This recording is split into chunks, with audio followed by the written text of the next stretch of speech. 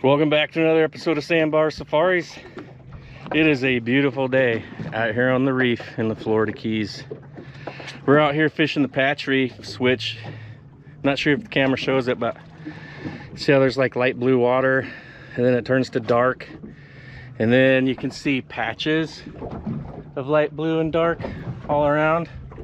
Those dark spots are the patch reefs. And so what we like to do is post up next to one, not right on top of one, because that's how you get rocked up really bad, but we're right on the edge of one and putting some baits down, and if we start getting anything, this will be a video, and if we don't, then I won't. So if I'm still here, it's a good one.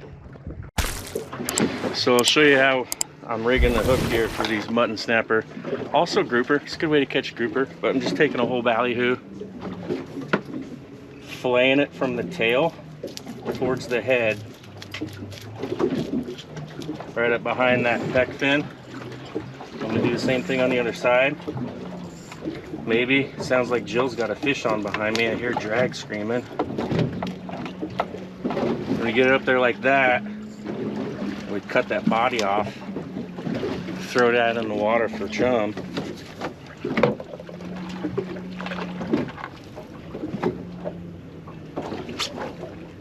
Run the hook right through its eyeballs. And that's it. Toss her down. Looks like Miss Jill's got herself a little yellowtail.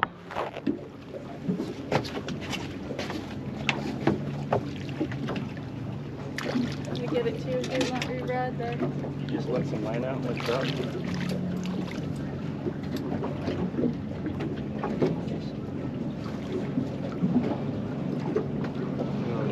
Swallowed it.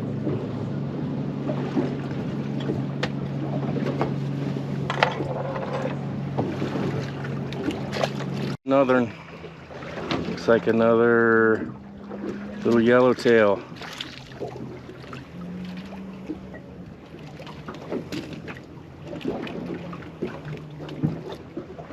Did it swallow it?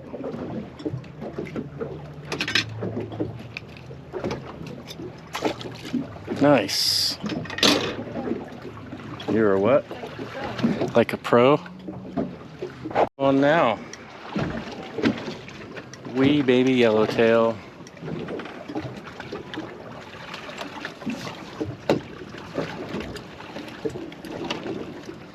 You left the de-hooker on the wrong side of the boat.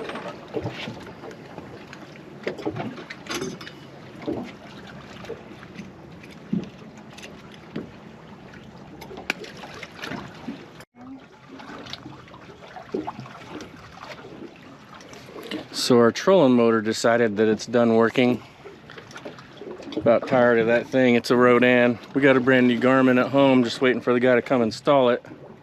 So we're just drifting along this patch reef here. I don't know if the camera picks it up, but there is a swarm of yellowtails with what looks like maybe a big barracuda swimming with them. Jill's trying to get hooked up here. We'll see what happens.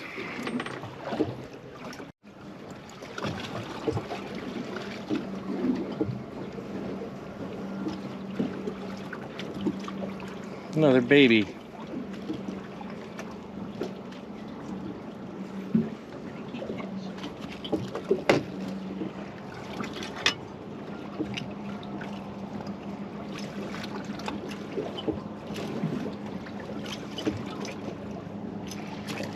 Man, I couldn't have tried to drift along the edge of this thing any better than the wind is taking us right now.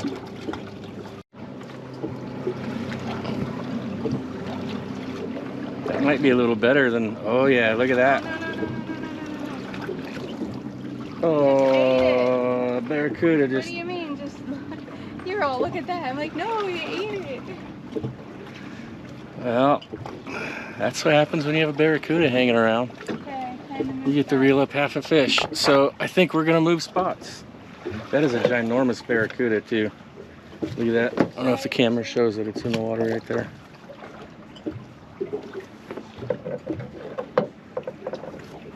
Yeah, I watched him come up and eat it. And we just ate the rest of it.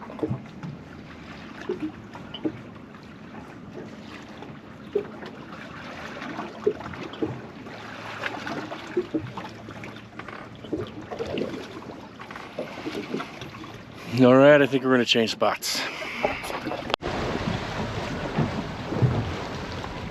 Turtle.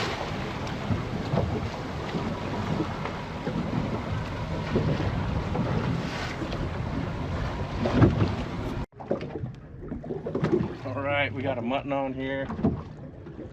It's gonna be close. I'm not sure if it's gonna be legal or not.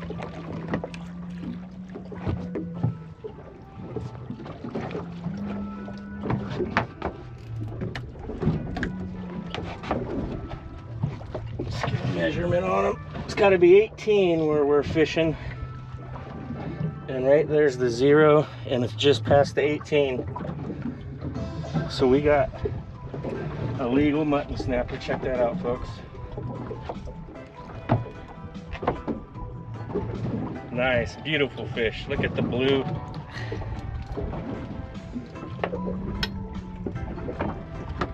Look at the blue around its eyes. Check that out. They got that black spot on their back.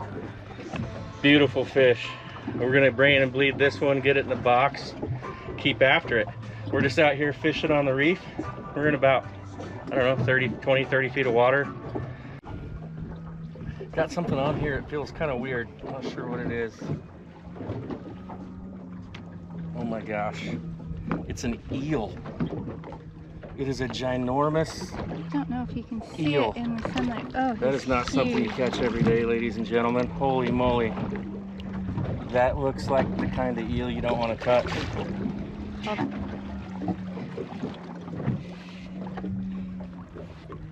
Oh my gosh. This thing is... He's trying to bite the line. Look at that thing. Get him away I don't think we from want to me. bring that in the boat. So I think maybe the only thing I can do here in this situation is just cut my line. Yeah, we're gonna cut the line. All right.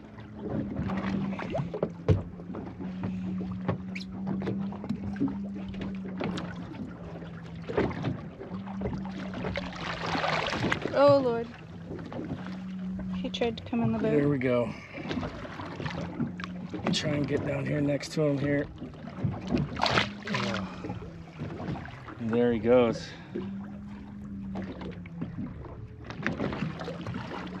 Wow, that thing was huge. Oh, we did move to another spot out here a little closer to the edge of the reef. As you can tell, the water is a little more cobalt blue, which means it's a little deeper, a little cleaner. A few boats out here. We see, I think they're drifting for wahoo, so it's not a bad spot to be. If we can keep these eels off our lines, get one more of those, we might have to move again. Well, the Rodan has decided it's done working again. So we got that one nice mutton in the box, had some fish on, caught that crazy eel. I think we're gonna call it a day, head back to the dock and cook up something delicious with that mutton snapper. See you in the kitchen.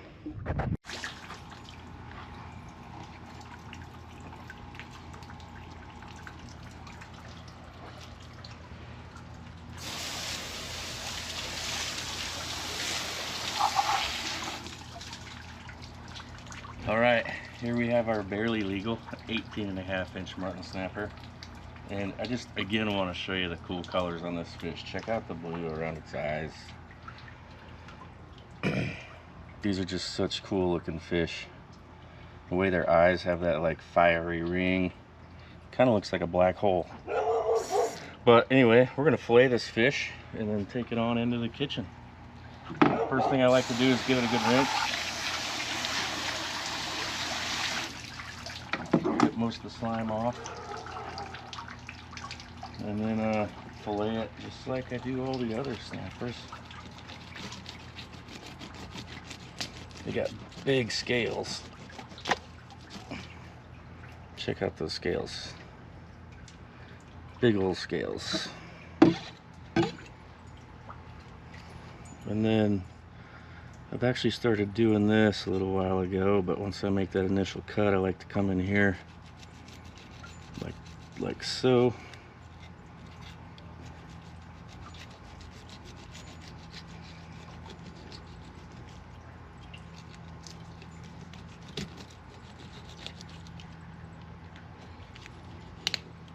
A little different than how I do salmon, but I found on these fish, they have such a heavy bone structure that really can make a better fillet that way.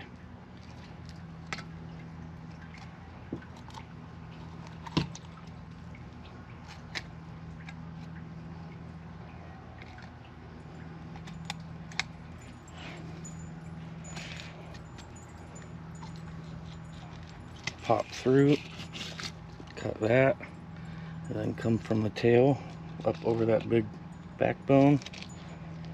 Right here you're going to run into the ribs. Sometimes I cut those off, sometimes just skim right over the top.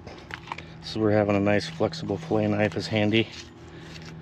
Cut it off, boom, just like that. Mutton snapper fillet. Left a little bit there on the tail where I poked through, but that's all right. Come to this side, same deal.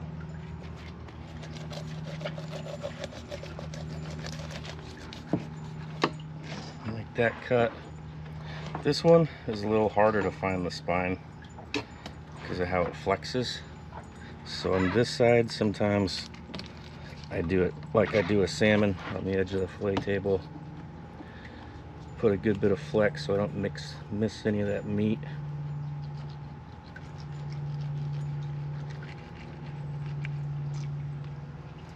Poke through.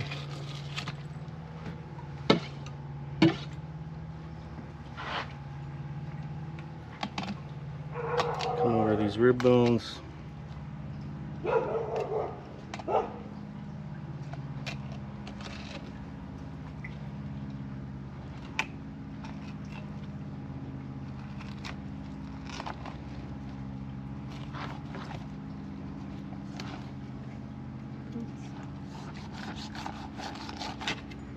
Cut it off, just like that.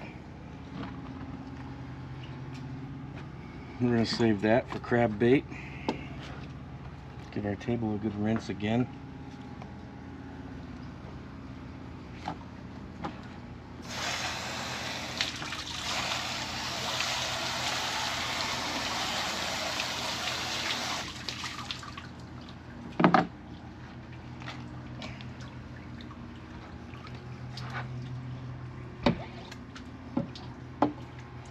Scale management. That's how you keep from getting the scales all over the meat. Again, this snapper has a pretty tough skin, so get right on the edge of your table. Boom. Not much bloodline there. Look at that meat. Beautiful. Cut these pin bones out right here. They don't go back very far.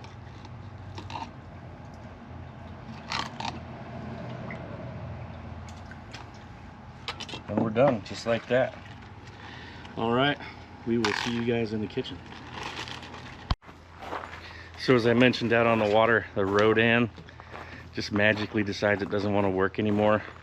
I've replaced the card in there once already, and now it's doing something completely different. Don't know what the deal is. It keeps getting water in the head, but that thing is going away. I did call Rodan. They do warranty it. But the warranty is 20% off their new model, which apparently doesn't have all of the problems that their original version had. So very nice people, very good service. I was actually pretty pleased with talking to them, but still at the end of the day, even with the discount on the newer model, for returning that one, I have to get it to them at my cost. By the time I do all that, I just figured may as well just go and upgrade to the one that integrates with my chart plotters anyway. The holes don't perfectly match, so I'm just waiting for a guy to come install it. I'm just not confident or ready yet to start drilling holes in my boat, so figured I'd have a professional do that for me.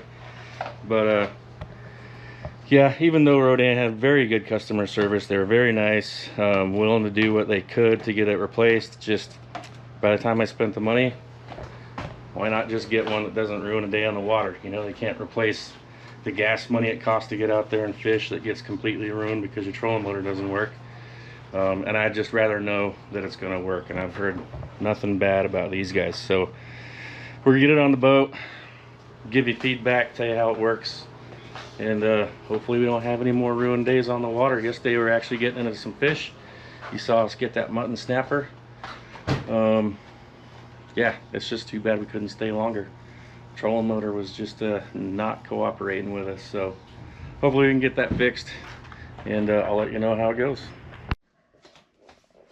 All right, welcome back to the kitchen. Today we're gonna make a twist on a very popular and famous Alaskan halibut dish. You saw we caught that mutton snapper out there on the reef. We are gonna make snapper Olympia. So halibut Olympia is a pretty popular dish in areas where they eat a lot of halibut. And it sounded like a good idea to maybe try it with snapper. So we're gonna give it a go. To start with, we put our snapper fillets in some white wine. About 2 to 3 cups, just enough to cover the snapper and let it soak for about 2 hours. So we already did that to save time. Pull that out, dry it off, and then we're gonna cut the onions, get the onions started on their cooking process in the oven while we make the rest of the dip. And we salted it before we put it in the wine sauce. Yep, we salted it before we put it in the wine to marinate, so don't forget the salt. We'll make sure it's good and dry because we're going to be coating this in a sauce and some breadcrumbs here in a few minutes. So lay it on some paper towels, pat the top dry with another paper towel, and then we'll go ahead and get that cleaned out, and we'll start cutting the onions for the bed.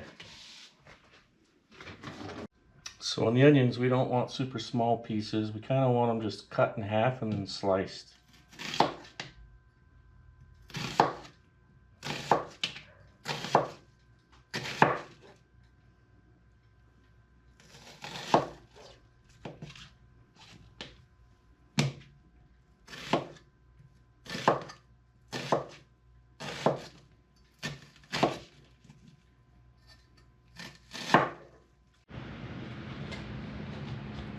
Alright, we're going to go in with the onions, break them all up. You don't want a super thick layer, you just want a layer, so we might not use all of this onion.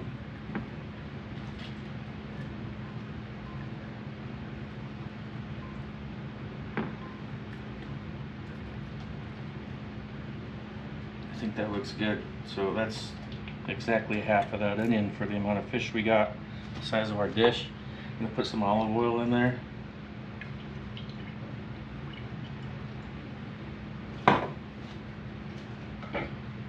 We're going to stir that all around, make sure the onions are all coated in olive oil. And again, spread them back out so they just kind of coat, just cover the bottom, not super thick. That looks good. So now we're going to go in the oven at 500 degrees. We're going to keep an eye on this. When they start to get translucent, we're going to pull it out because we don't want them to caramelize all the way. They'll finish caramelizing when the fish goes in. But because we're using snapper instead of halibut, this fish is super thin, and I think it's going to cook way quicker than halibut. So we're going to cook, this is just a guessing game, so I'm going to do our best, get the onions where they won't be burnt by the time the fish is done. See how it goes. We're going to start with about 10 minutes at 500 degrees. While the onions are doing their thing, we're going to get going on our sauce here. So the sauce is a half cup of mayo.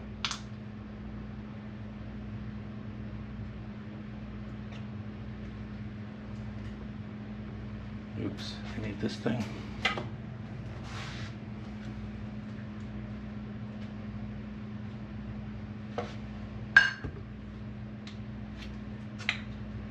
A half cup of sour cream.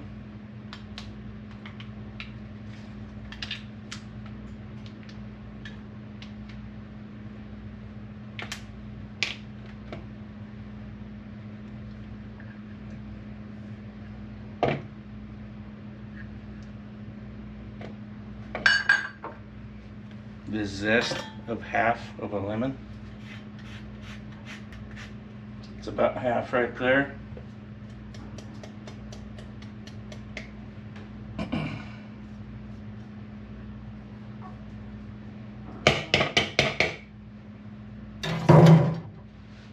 1/2 cup of grated Parmesan, not flaked Parmesan, but grated Parmesan.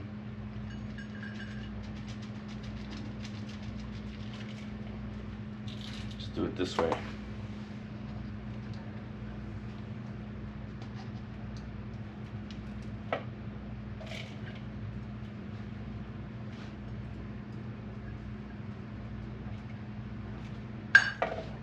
And a couple dashes of your favorite hot sauce. Most places use Tabasco, but I like Cholula. We're gonna use Cholula.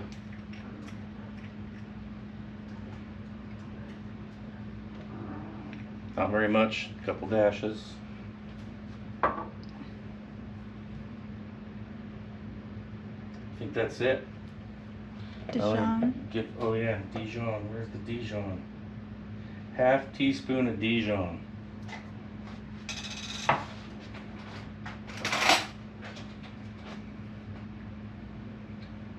Is that 1/2 teaspoon?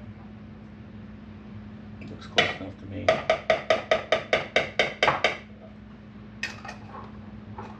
Just do a tad bit more.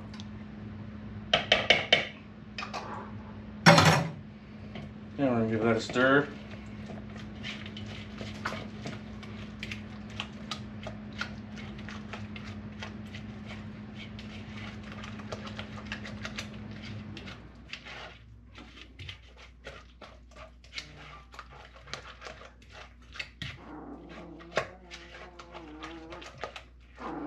Okay, we're gonna let all them flavors get happy with each other. Check on our onions till they get translucent. When they're translucent, we'll pull them out and I'll show you the next step. Okay, it's been about 13 minutes, but that's what I was looking for right there. Onions are starting to cook. There's a few little crispy edges, but not a lot of color to them yet. That's perfect. I think, I hope, what we want is for them to have a lot of color when the fish is done. And the other thing I want to point out is if we were doing halibut, there would be way more onions in there.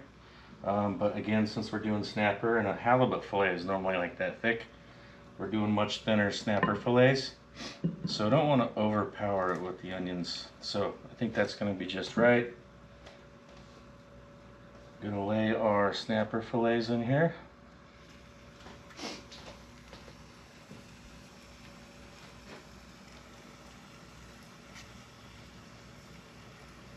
Just like so. Then we're going to get our sauce. Again, if we were doing halibut, would you want the sauce to be super thick? But I don't want to overpower the fish, so we're going to do it a little thinner than what we would normally do with halibut, so I may have too much.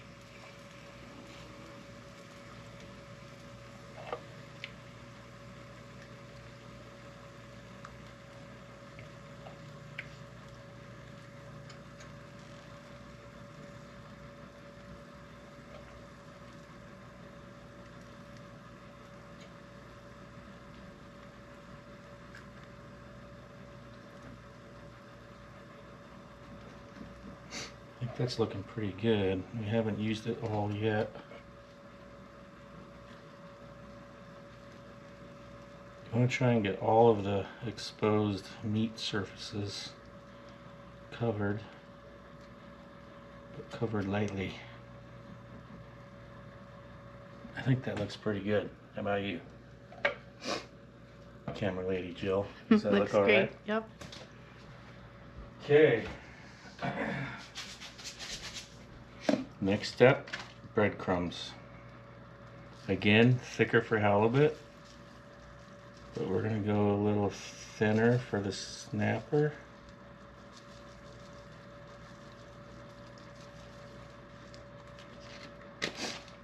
And then a little more Parmesan cheese, just because who doesn't like Parmesan cheese?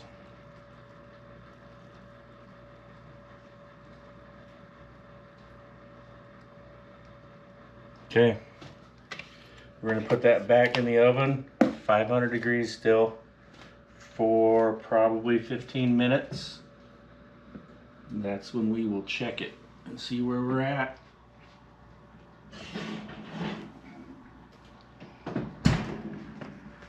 back in 15 minutes. All right, it's been 15 minutes. And look what we have here. Beautiful.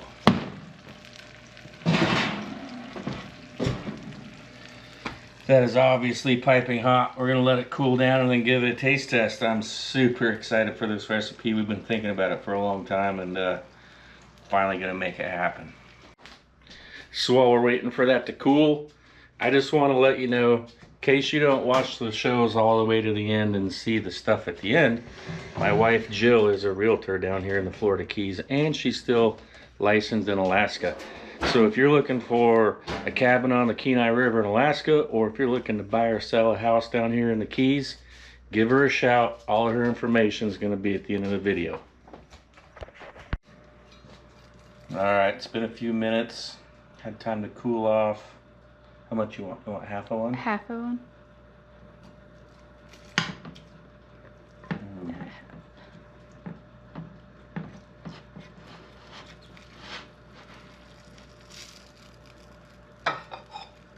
Doesn't look like the onions turned brown. I might have should have cooked them a little longer. Might have been too conservative on that, but I think it's still going to be tasty. All right, there's yours. I'm going to be a bit more aggressive and go for a whole piece. Maybe.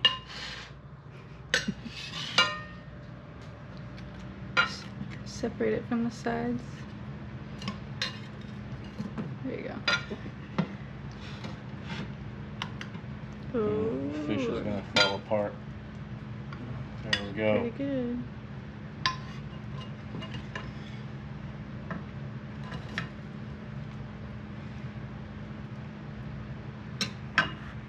All right, to the table we go. All right, moment of truth. See how we did.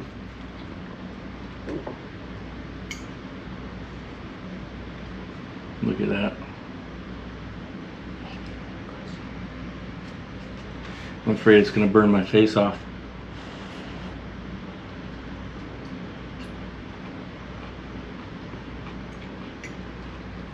Hot. Mmm.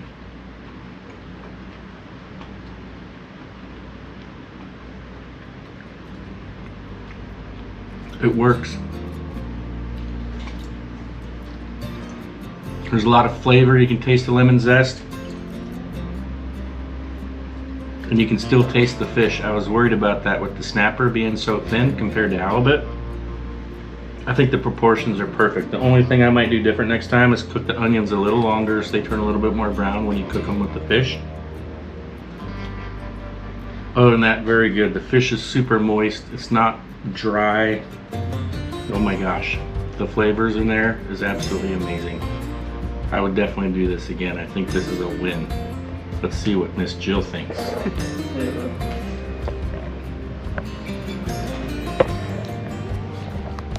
I think when I've made this in the past, I caramelize the onions in the pan. It's a big bite. It's gonna be hot. That's a little warm.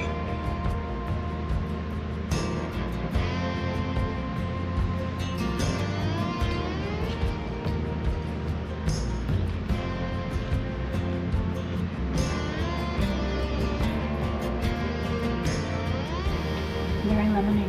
It's good though. Yeah. Taste the breadcrumbs, the Parmesan, and you can still taste the fish. It didn't overpower the fish, and I was worried about that. No, very, very good. Do it again? For sure. All right, there you go. The Snapper Olympia is a success. We're gonna eat the rest of our dinner. Again, I want to thank everybody who watches the show. Thank you very much. It means the world to us. Especially hit that like and subscribe button. It helps out the channel immensely. It's a little thing for you. It's a big thing for us. Stay tuned. Coming up, we got some stone crab pots to go pull, and that'll be an episode on its own. And yeah, just the weather's getting really awesome down here in the Keys. So hopefully we'll be able to get you out some more videos coming soon. So as always, thanks for watching. See you on the next one.